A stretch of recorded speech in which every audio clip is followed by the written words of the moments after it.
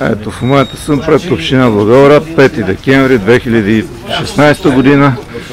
Господин Манов, преди малко говорех с него защо полицейски автомобили за пореден път са паркирани в пешеходна зона град Благоевград.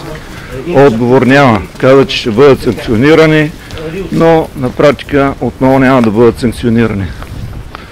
Ето, това са ръководители на някакви отдели от полиция и така нататък. Ако не може да се съберете в тази кола, да вземем един при нас. Не, ние тримата ще съберем. Ето господина Манов. Добре.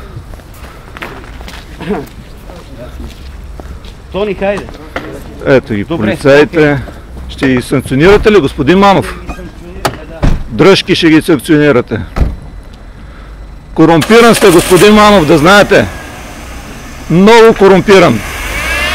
Ето ги полицаите, тръгват си. Както виждате, няма включена синя проблясваща светлина и така нататък.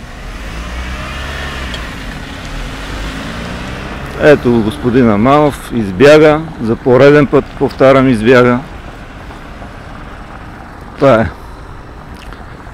Те ви пазят, полицаите. Пазят, дръжки пазят. Ето, тотална корупция.